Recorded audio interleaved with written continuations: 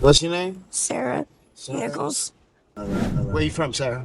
Bucks County, And how old are you? 40. What? Children? I have 2.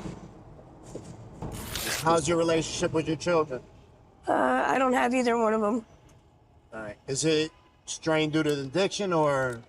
Yeah. Yeah. When's the last time you spoke to them? 2 years ago, 3 years ago. Okay. And so talk to me. Tell me about your upbringing. I was raised very wealthy. My dad worked for Toll Brothers. So we went on 4 vacations a year. I've flown on private jets. I was pretty much spoiled rotten. And where did he work for? Toll Brothers. Okay. They build $1 million homes. They're very, very wealthy. But I grew up on their 48-acre estate and pretty much got whatever I wanted, did whatever I wanted. My dad worked a lot. 2-parent home? Yeah. Okay, so you grew up, so you going on 4 vacations a year, flying on private jets. That's a very, Yeah, it takes us 49 minutes from Maine to Atlantic City. yeah, so that's a very, very nice childhood, right? Right. And you said 2 parents? Yes. Siblings? I have 1 sister. Okay. So it was pretty much, would you say you were spoiled when you were young, or? Oh, yeah. Yeah. Yeah. Too spoiled. Okay, that's what I was gonna ask. Too spoiled. All right, so tell me why you say too spoiled. I guess because my dad worked a lot and my parents were both addicts. I mean, they were pretty much like weekend warriors. Well, not my mom. My mom got fucked up every day, all day long, pretty much. But I think that's why they gave us whatever we wanted. What was your mother using? She was using alcohol, pills, speed, coke. And your father? My dad sold coke and weed when we were younger. And I don't think he sold so much coke as he got older, but he still did it and still drank. They were heavy, heavy drinkers. At what age did you start to notice that stuff? God, I was young, probably 9, 10 years old. Okay. How was school like for you? What type of student were you in school? I was good until later on, and then when I got to do whatever I wanted, I didn't want to go to school anymore. So they paid for me to go to a private school, which was like 2 years, and it ends up being 4 years. So in the private school, were you with other kids like yourself, kids that were privileged, Yeah. and was there drugs there and stuff? Oh yeah, we got high every day. To go to the train station across the street, get high there. Everybody sold drugs. It was just another place for me to get more drugs, easier. What age was that? I was 17. Okay. So you end up finishing that?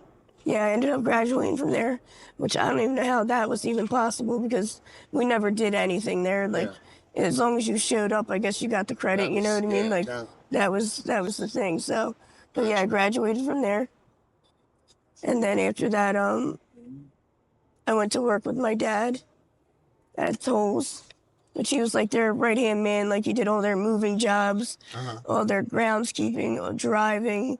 I remember when Bob Toll got his 745 Li BMW, I drove it home off the lot. I was the first one to drive it. My dad was going to kill him, but yeah, I got to drive it. I mean, I used to take their cars. We'd drive their cars to Maine twice a year. You know, it's stuff like that. That's where we would go vacation there, all their homes, everywhere. So you had a different experience than most out here, right? Yeah. You would say? Yeah. Okay. Who do your children live with? My son was adopted out, and my daughter is with her father's cousin. Where's the father's at? He's out here. He's out here also? Yeah. Do you see him? Every once in a while, he's smoking crack, so he turns into a whole different person. He's a weirdo, so I don't know. I see him. I don't know. Get Something's along? wrong. Yeah, we get along. There's just something wrong with him. something's not right with him. He did 2 years in jail recently and got out. And I don't know, he hasn't been the same since then. So I don't know what's wrong with him. You feel like the drugs sort of turn him into a different person, like the majority of us, Yeah, right? like I'll give you an example. Some people will smoke a little bit out here, and all of a sudden their eyes roll in the back of their heads and they're all fucked up. But like I can smoke a little bit and not be that way. So whatever they're putting in the shit is definitely affecting our brain. Definitely. So I always like to think and tell people, if you look what it does to our skin, to our outside appearance, right. Imagine what it does to our insides, right? And our brain. Right. I know when I went to rehab, and all I did was I sniffed a bag of dope. All I did, that was it. When I went to rehab, there was no dope in my system. Right. That's crazy. Right. That's well, that's crazy. like the methamphetamines that I do down here. I tested it because the prevention point will give you test strips and stuff. Yeah.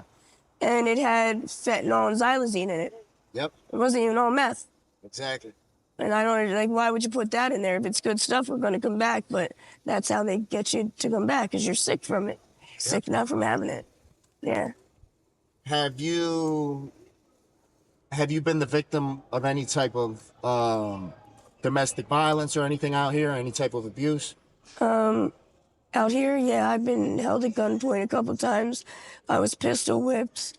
I was almost raped. I got into a couple fights. Yeah, it's not nice down here. Yeah. Yeah, not everybody's built for this. I agree. It's And you see the ones who aren't, and you can tell the difference between us and the ones who aren't. Yeah. And you can tell who's sicker and who's not. And, I agree. I mean, I'm someone who keeps my appearance up. I don't care what drugs I'm on. I still take care of myself somewhat, as much as I possibly can. How do you support your habit? Boosting. Okay. I don't do dates or anything like that? Nope. No. I don't do dates. What keeps you from doing that? I was kidnapped when I was in my 20s. Okay. I was sold to a pimp in Las Vegas, Nevada, and held hostage for 30 days. You were kidnapped out there? Yeah. Okay. And my dad's boss had to call the senator of Nevada to get me home. It was like a really big ordeal. It was right when that movie Taken came out. Yeah. So explain to me what was going on leading up to that when you were kidnapped. So we get to go and stay in any Toll Brothers VIP homes anywhere in the world where they build. So one year we went out to Vegas, and I met some guys out there, and so the house we stayed in was crazy. So it had like a game room, all kinds of stuff like that. You know what I mean? Like a bowling alley. Like it was a like one of them houses you see on Cribs. You know what I mean? Like something like that. So I got drugs out there, and I met these guys, and I told them they could come to the house with us. So I guess they thought I was some rich girl. You know what I mean? So for 2 years, the guy harassed me to come out there. So my cousin wanted to go out there. This was 2 years later. We got plane tickets, and I'd auditioned to be a showgirl out there and was going to go out there and dance because I was always a stripper. And my cousin got arrested at the restaurant next door. I don't know why. He was all drunk. And the guy who picked me up sold me to the pimp. The one that ended up selling you, you sort of knew him to a certain point? Yeah. Okay. Did you trust him? I thought I could. Yeah. Until I was hogtied and blindfolded and put into a trunk. Wow. So they hogtied you, threw you in a trunk or a truck? In a trunk of a car. Trunk? Yeah. How long did that last? When I got to his house, I was there for at least 30 days. By the time I left his house, I weighed 85 pounds. I know that. Wow. When I came home, I weighed 8. So I earned his trust anyway.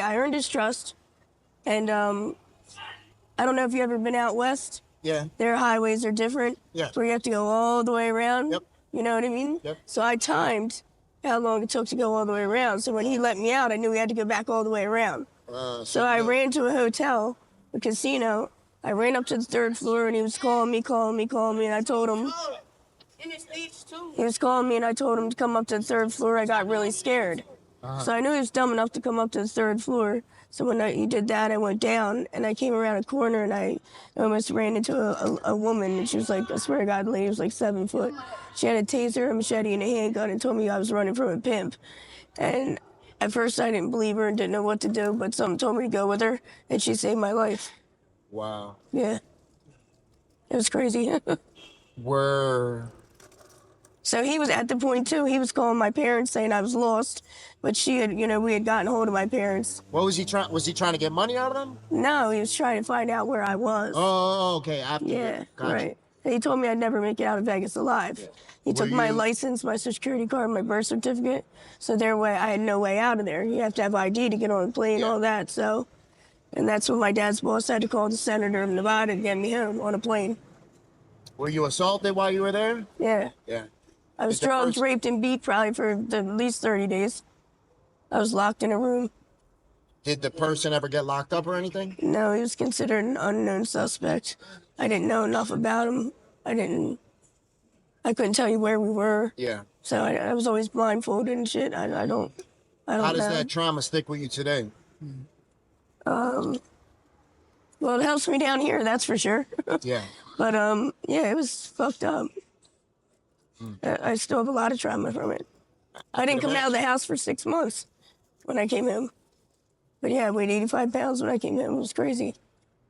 Yeah. What did your family say? Well, of course, they were freaked the fuck out. Yeah. We had to change my house number after 18 years of having the same house number because he wouldn't stop calling. Tell me that he got credit cards in my name, cars in my name, all kinds of shit. He wanted his money back. But we weren't the rich people that he thought he was, you know what I mean? So that was kind of dumb on his part. Wow.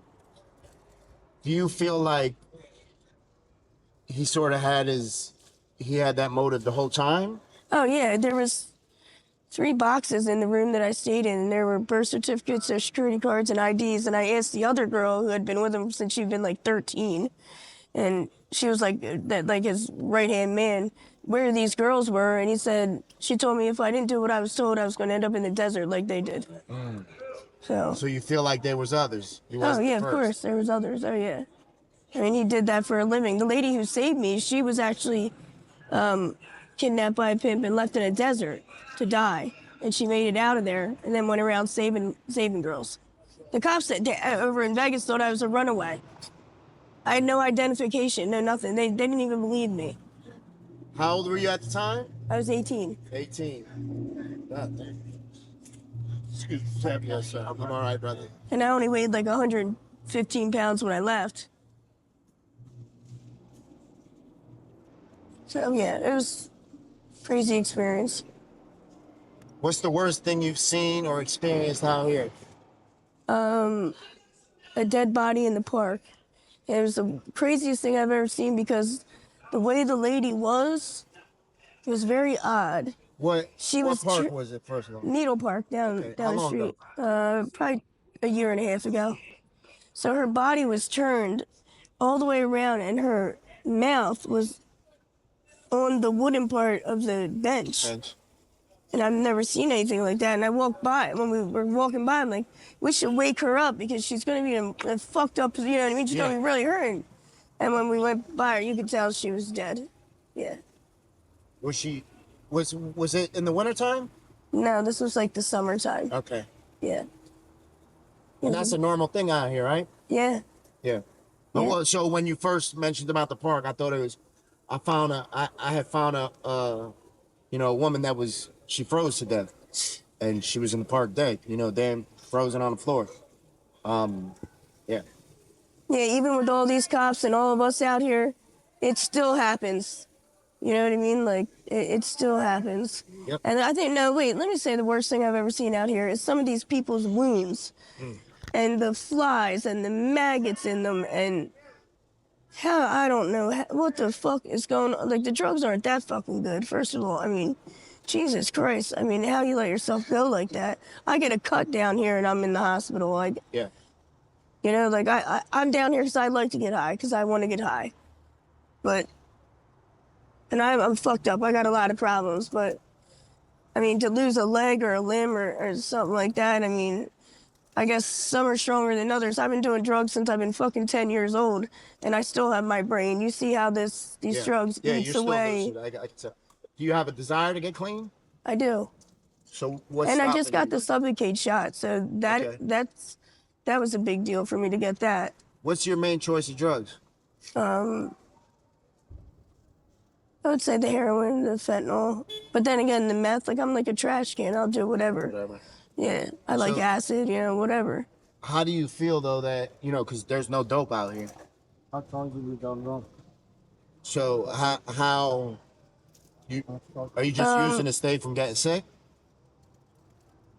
Yeah, I guess because there's no. I mean, it's still there's still fentanyl in some of this shit, but you know what I mean. Like we really don't know what the fuck we're doing, which is crazy. We don't. But we're literally playing Russian roulette. With I plan to get clean in the next month or so. Yeah, because this shit is wild, and I've had enough. Good. I've had enough.